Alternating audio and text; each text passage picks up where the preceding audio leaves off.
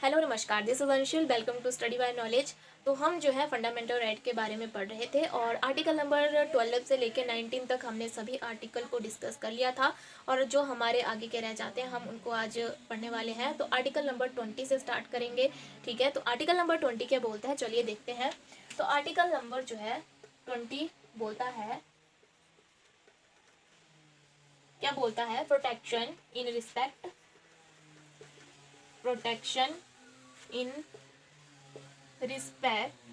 of conviction for offenses, ठीक है।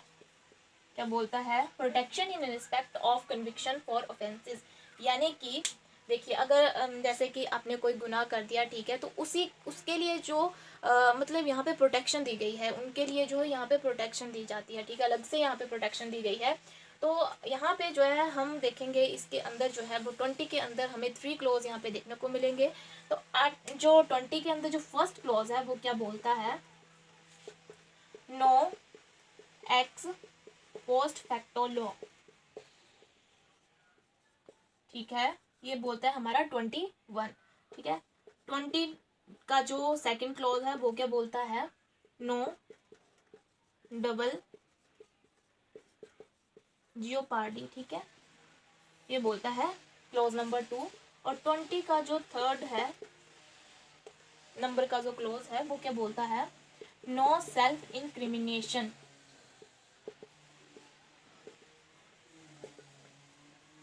ये बोलता है क्लॉज नंबर 3, ठीक है। तो सबसे पहले है 20 का फर्स्ट क्लॉज, वो क्या बोलता है, no ex post facto law, यानी कि जैसे कि अगर कोई व्यक्ति जो है कोई गुनाह करता है, ठीक है, कोई ऑफेंस करता है, तो यहाँ पे बोला गया कि उसको जो है सजा, जब उसने क्राइम किया था, जिस टाइम पे उसने क्राइम किया था, तो उसी के कानून के हिसाब से उसको सजा सुनाई जाएगी, ठीक है, इसमें ऐसा बोला गया।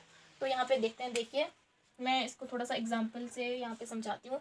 तो no ex post facto law, देखिए मान लीजिए कोई यहाँ पे, ये मान लीजिए कोई यहाँ पे ये व्यक्ति है, ठीक है, ठीक है, इसका नाम मान लेते हैं ए है, ठीक है, इसने कोई क्राइम किया, ठीक है, कब किया, 2018 में जो है इसने कोई यहाँ पे क्राइम किया, ठीक है। और यहाँ पे उस टाइम पे जो कानून था वो क्या बोलता था कि यहाँ पे जो है 1 साल की उसको सजा सुनाई जाएगी, ठीक है।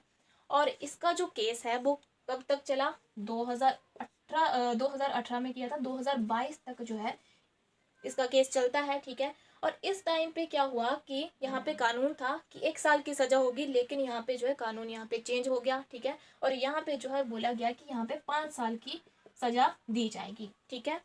अब इसने किया क्राइम 2018 में और इसका केस चला 2022 तक, और उस टाइम पे जो है कानून भी यहाँ पे चेंज कर दिया गया, ठीक है। तो अब जो है इसको सजा जो होगी वो क्या, इसको सजा दी जाएगी, यहाँ पे इसको 1 साल की ही सजा इसको दी जाएगी, इसमें ऐसा बोला गया है, ठीक है। जब इसने क्राइम किया, ठीक है, उस टाइम जो इसने क्राइम किया, ठीक है, उसी के कानून के हिसाब से जो है इसको सजा सुनाई जाएगी। तो यहाँ पे जो है इसको 5 साल की सजा न होकर जो है वो 1 साल की ही सजा इसको दी जाएगी, ठीक है। तो इसने जब 2018 में इसने क्राइम किया तो उसी के कानून के हिसाब से इसको सजा सुनाई जाएगी। तो ऐसा जो है यहाँ पे बोला गया 20 के क्लॉज नंबर 1 में। आई होप कि आपको ये समझ आया होगा, ठीक है। नेक्स्ट चलते हैं ये 20 का क्लॉज नंबर 2, ये क्या बोलता है, नो डबल जियोपार्डी, यानी कि यहाँ पे बोला गया कि देखिए नो डबल जियोपार्डी, यानी कि किसी व्यक्ति से जो है कोई यहाँ पे क्राइम करता है तो उसी क्राइम के लिए उसको दोबारा से सजा नहीं दी जा सकती, ऐसा बोला गया है 20 के क्लॉज नंबर 2 में कि एक बार व्यक्ति को अगर सजा सुनाई जा चुकी है तो उसके लिए उसको दोबारा उसी क्राइम के लिए दोबारा से उसको सजा नहीं सुनाई जा सकती। ये बोला गया जैसे कि कोर्ट है, तो कोर्ट के द्वारा अगर एक बार सजा सुनाई जा चुकी है तो उसके बाद जो है कोर्ट जो है उसी क्राइम के लिए दोबारा जो है सजा नहीं सुना सकता, ऐसा यहाँ पे बोला गया है 20 के क्लॉज नंबर 2 में, ठीक है। तो इसको थोड़ा सा याद रखेंगे। जैसे कि लेकिन इसके अलावा जो जो नॉन जुडिशियल जो प्रोसीडिंग है इस आपके अगेंस्ट जो है चल सकती है, ठीक है, क्योंकि वो जुडिशियल नेचर के नहीं होते हैं। अगर कोर्ट के द्वारा सजा सुना दी जा चुकी है तो उसके बाद जो है कोर्ट दोबारा से सजा यहाँ पे नहीं सुना सकता है, ठीक है। तो ऐसा बोला गया 22 में। नेक्स्ट चलते हैं 20 के क्लॉज नंबर 3 में। तो नो सेल्फ इंक्रिमिनेशन यहाँ पे बोला गया है कि अगर आप जो है किसी भी व्यक्ति को यहाँ पे फोर्स नहीं कर सकते अपने खिलाफ जो है गवाही देने के लिए, यहाँ पे किसी को यहाँ पे फोर्स नहीं किया जा सकता, ठीक है। जैसे कि कोई व्यक्ति है, ठीक है, उसको यहाँ पे मतलब कोई व्यक्ति आता है और दूसरे व्यक्ति को बोलता है कि तुमने ये क्राइम किया है, तुमने ये क्राइम किया है, लेकिन वो व्यक्ति बोलता है कि नहीं मैंने ये क्राइम नहीं किया है, ठीक है। तो यहाँ पे जो है उसको उसके ऊपर इंक्वायरी की जाती है, उसको फोर्स किया जाता है और बाद में जो एंड में जो ये क्या बोलता है, मतलब वो एंड में ये बोल ही देता है कि नहीं मैंने ही ये क्राइम किया है। तो इसमें ये होता है कि जब आप कोर्ट में जाएंगे तो उसको जो है जो आपके खिलाफ जो है केस लड़ रहा है तो उसको जो है यहाँ पे आपके खिलाफ जो है कोई ना कोई यहाँ पे प्रूफ जो है यहाँ पे दिखाना पड़ेगा, तभी जो है आपके ऊपर आगे वाली जो कार्रवाई यहाँ पे की जा सकती है। ऐसे जो है आपको सज़ा नहीं सुनाई जा सकती, ठीक है। तो यहाँ पे ऐसा बोला गया नो सेल्फ इंक्रिमिनेशन। तो यहाँ पे याद रखेंगे 20 जो है ऑफेंस के बारे में बात करता है, ठीक है। 21 में जो है कि आप नो एक्सपोज्ड फैक्टो लॉ, ठीक है, उसी का जब आपने क्राइम किया उसी के कानून के हिसाब से आपको सजा सुनाई जाएगी। 22 जो है वो क्या बोलता है कि आपको जो है एक बार अगर आपको सजा सुनाई जा चुकी है तो उसके बाद जो है दोबारा से आपको सजा नहीं सुनाई जा सकती, ठीक है, उसी क्राइम के लिए। आगे 23 नो सेल्फ इंक्रिमिनेशन, यानी कि आपको कोई ऐसा फोर्स नहीं कर सकता कि आपने जो है कोई आपको यहाँ पे फोर्स नहीं कर सकता अपने खिलाफ गवाही देने के लिए, ठीक है। तो यहाँ पे बोला गया 23 में। आगे चलते हैं, हमारा आता है आर्टिकल नंबर 21, ठीक है। वो क्या बोलता है, आर्टिकल नंबर 21 जो है वो बात करता है protection of life, protection of life and personal liberty, ठीक है।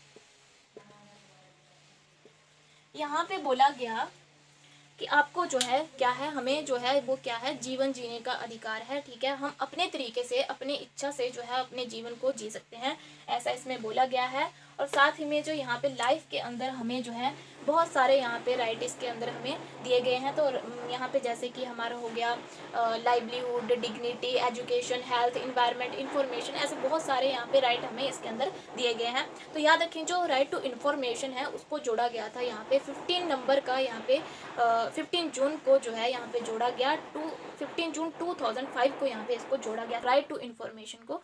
थोड़ा सा इसको याद रखेंगे। अब आएंगे आगे, आर्टिकल नंबर 21 के अंदर ही हमें राइट टू प्राइवेसी देखने को मिलेगी, ठीक है, इसी के अंदर ये आती है, ठीक है।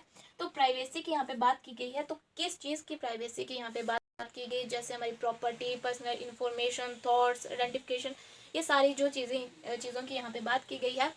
तो इसके तहत जो है हर व्यक्ति को यहाँ पे फ्रीडम होती है कि अगर वो चाहे तो उसकी जो इन्फॉर्मेशन है वो किसी के साथ जो है वो शेयर कर सकते हैं, अन्यथा नहीं। जैसे कि कोई ऑर्गेनाइजेशन है, कोई भी ऑर्गेनाइजेशन, कोई भी अथॉरिटी जो है किसी भी व्यक्ति को यहाँ पे फोर्स नहीं कर सकती उसकी पर्सनल इन्फॉर्मेशन को शेयर करने के लिए। अगर परमिशन देता है वह व्यक्ति को, मतलब व्यक्ति जो है किसी को यहाँ पे परमिशन देता है तभी जो है उसकी पर्सनल जो लाइफ है उसके बारे में वो जान सकता है, अन्यथा नहीं। अगर कोई यहाँ पे ऑर्गेनाइजेशन या कोई अथॉरिटी है जो कि यहाँ पे किसी व्यक्ति को फोर्स करती है अपनी पर्सनल इन्फॉर्मेशन को शेयर करने के लिए, तो वो जो है सुप्रीम कोर्ट के पास जा सकता है और इसके खिलाफ जो अपील कर सकता है, जिससे कि उसको यहाँ पे जस्टिस मिल सकता है। तो इसको याद रखेंगे, ठीक है। Right to privacy, protection of life and personal liberty जो है वो इसी के अंदर आती है, आर्टिकल नंबर 21 के अंदर। आगे है हमारा article number 21A। Article number 21A क्या बोलता है, राइट टू एजुकेशन की बात करता है, ठीक है, राइट टू एजुकेशन। जो राइट टू एजुकेशन है इसमें क्या बोला गया कि जो 6 से 14 साल के जो एज के जो बच्चे हैं उनको जो है यहाँ पे शिक्षा का अधिकार है, ठीक है। फ्री ऑफ कॉस्ट जो है उनको यहाँ पे एजुकेशन दी जाएगी, ठीक है। और यहाँ पे जो है जो राइट टू एजुकेशन है और यहाँ पे कंपलसरी कर दिया गया है, जो 6 से जो 14 साल के बीच के जो एज के जो बच्चे हैं उन्हीं को यहाँ पे फ्री ऑफ कॉस्ट जो है वो एजुकेशन दी जाएगी। और इसी को जो है यहाँ पे फंडामेंटल राइट यहाँ पे बना दिया गया, राइट टू एजुकेशन को। तो किस अमेंडमेंट के द्वारा इसको बनाया गया, तो 86 नंबर का कॉन्स्टिट्यूशनल अमेंडमेंट एक्ट के द्वारा 2002 में इसको राइट टू एजुकेशन को यहाँ पे फंडामेंटल राइट बना दिया गया, इसको जोड़ा गया, ठीक है। तो यहाँ पे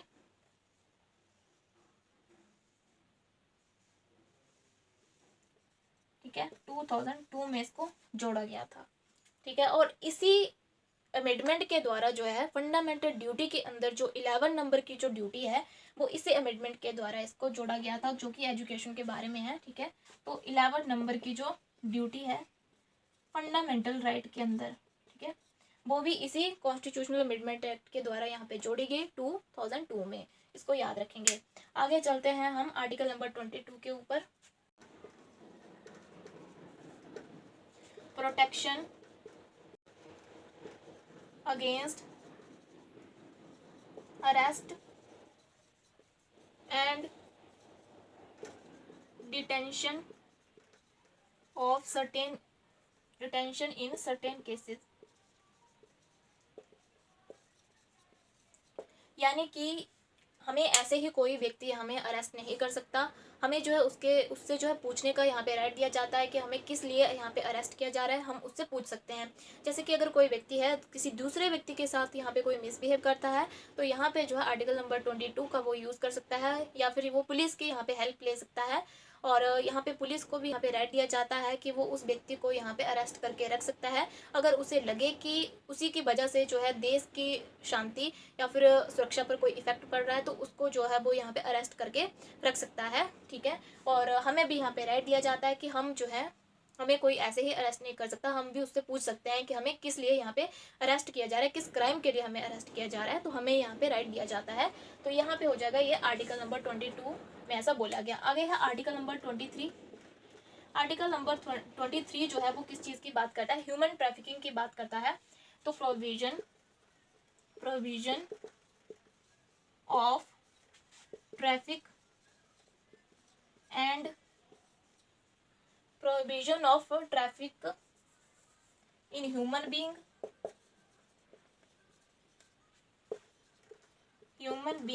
and forced labor। यहाँ पे बोला गया कि हम मतलब कोई भी व्यक्ति जो है किसी दूसरे व्यक्ति को फ्री ऑफ कॉस्ट जो है उससे काम नहीं ले सकता, ठीक है। और उसको जो है वो कैद करके यहाँ पे नहीं रखा जा सकता, ठीक है। हम उसको कैद करके नहीं रख सकते और यहाँ पे किसी भी व्यक्ति के साथ जो है वो उसको फ्री ऑफ कॉस्ट उससे काम नहीं लिया जा सकता, यहाँ पे बोला गया, ठीक है। और इसको जो है क्या करना है, इसके ऊपर रोक लगानी है, इसको ख़त्म करने की यहाँ पे बात की गई है। आगे है आर्टिकल नंबर 24 जो कि बात करता है चाइल्ड लेबर की। Prohibition of employment of children in the factories के अंदर जो है, ठीक है, कारखानों के अंदर जो है वो यहाँ पे जो बच्चे हैं उनसे काम नहीं करवाया जा सकता, उसके ऊपर रोक लगाने की यहाँ पे बात की गई है कि जो 14 साल से छोटे जो बच्चे हैं, ये 14 साल के जो बच्चे हैं उनसे जो है यहाँ पे फैक्ट्री के अंदर जो है काम नहीं करवाया जा सकता, ठीक है। बच्चों से जो है वो काम यहाँ पे नहीं करवाया जा सकता, ठीक है। तो यहाँ पे इस चीज़ को इसके ऊपर रोक लगाने की यहाँ पे बात कही गई है। आगे चलते हैं, आगे है हमारा राइट टू रिलीजन, ठीक है। उसके लिए जो आर्टिकल नंबर का यहाँ पे यूज़ किया जाता है वो हो जाएगा 25 to 28। तो उसके ऊपर चलते हैं।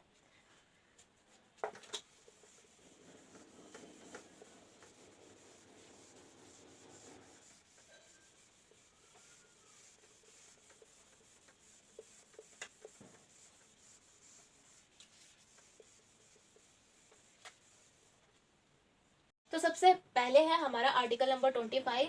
ये बोलता है freedom of cosines and free profession practice and propagation of religion, यानी कि भारत के अंदर जितने भी धर्मों के लोग हैं वो अपनी इच्छा अनुसार जो है उसका पालन कर सकते हैं। सभी धर्मों के लोग जो है अपने धर्म का यहाँ पे पालन कर सकते हैं, ऐसा यहाँ पे बोला गया। आगे है हमारा 26। ये क्या बोलता है, freedom to manage religious affairs, यानी कि जो मतलब हर व्यक्ति जो है अपने धर्म से जुड़ी जो चीज़ें हैं उनको कर सकता है, ठीक है। अपनी इच्छा अनुसार जो है उनका पालन कर सकता है, जितने भी धर्म से जुड़ी हुई चीज़ें होती हैं उनका पालन वो कर सकता है। आगे है 27। ये क्या बोलता है, फ्रीडम एज टू पे टैक्सेस, यानी कि हमें जो है यहाँ पे अपने धर्म को जो है अपने धर्म को अपनाने के लिए, ठीक है, अपने धर्म को फॉलो करने के लिए हमें कोई भी टैक्स जो है पे करने की कोई ज़रूरत नहीं है, इसमें ये बोला गया है, ठीक है। हम जो है उससे क्या है, फ्री हैं, ठीक है।